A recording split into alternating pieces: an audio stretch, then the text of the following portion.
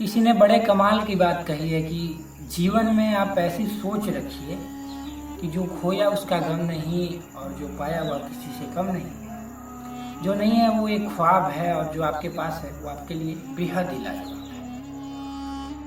नमस्कार दोस्तों, मेरा नाम है सुधाकर मिश्रा।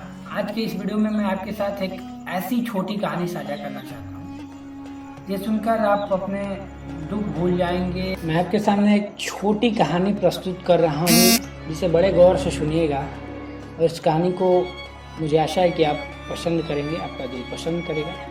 तो इस कहानी में होता ये है कि एक बिजनेसमैन होते हैं जो कुछ बिजनेस के सिलसिले में अपने देश से बाहर गए होते हैं, विदेश यात्रा पे गए।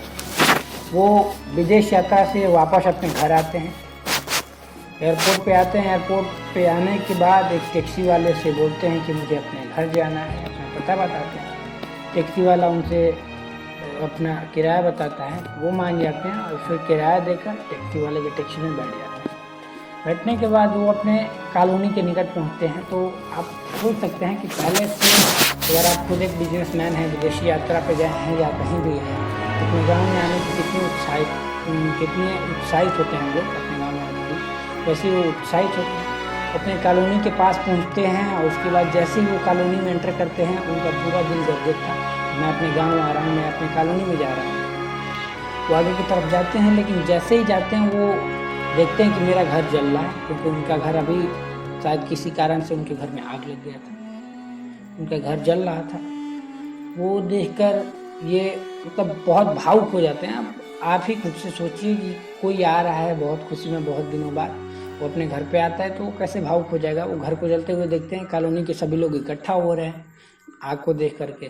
उनके परिवार के एक एक सदस्य घर से बाहर निकल रहे हैं, भाग रहे हैं, भाई आग लगा हुआ है।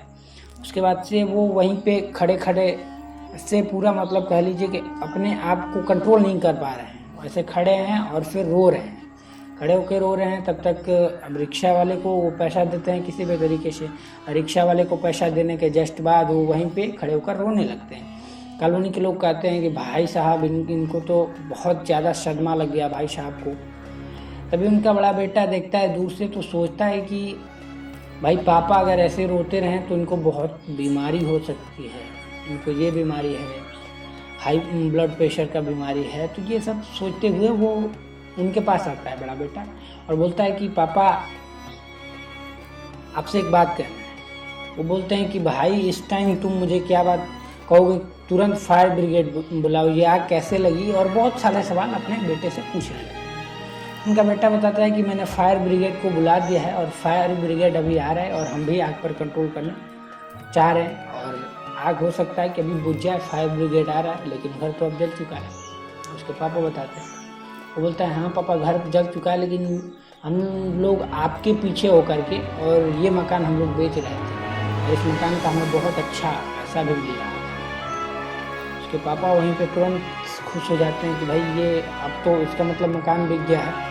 बोलते हैं बहुत बढ़िया, तुम लोगों ने मेरे पीछे बहुत बढ़िया सौदा कर दिया भाई, शाबाश, इसका मतलब कि घर बिक गया है। अब बड़ा बेटा कुछ कहता है उससे पहले वो खुशी हो जाते हैं। कॉलोनी के लोग देखते हैं कि अरे बड़े बेटे आकर के और कान में क्या बोले अपने पिताजी के कि पिताजी अभी रो रहे थे, अभी शांत हो गए, बहुत ज़्यादा शांत हो गए। वो तो अब खुश थे पिताजी कि चलो हमारा कोई नहीं जला, तो जो खरीदा उसका जला। और जस्ट इमेजिन करिए आपकी थोड़ी देर बाद से उनका छोटा लड़का देखता है कि पिताजी आए हुए हैं, तो पिताजी के पास दौड़ते हुए आता है और बताता है कि पिताजी घर जल रहा है अपना।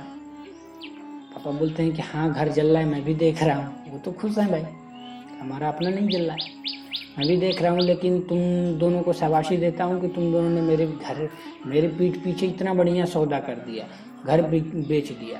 तो छोटा बेटा बताता है कि नहीं, घर बेचने वाले वो लोग आज आने वाले थे घर देखने के लिए और घर अभी बिका नहीं है। ये सुन करके फिर से पिताजी रोने लगते हैं। तो ये कहानी हमें ये सिखाती है कि भाई साहब के पास एक ही परिस्थिति है, लेकिन दो पल, और एक पल में जो सच है उसे सच बोला गया झूठ बनाकर, और एक पल में जो सच है उसे झूठ बोला गया सच बनाकर। मतलब इस बात को गौर से समझिएगा कि जिंदगी के सभी दुखों का कारण असल में कह लीजिए कि हमारी आसक्ति, अटैचमेंट है। जिस दिन हम इस अटैचमेंट से दूर हो जाएंगे उस दिन हमारे सारे दुख खत्म हो जाएंगे। आप अगर किसी से ज़्यादा लगाव रखेंगे तो वो चीज़ उतना ज़्यादा ही कष्ट देगा आपको। तो आप किसी भी चीज़ से ज़्यादा लगाव रखने की कोशिश ना करें। बस हमारा और इस कहानी से यही संदर्भ निकलता है।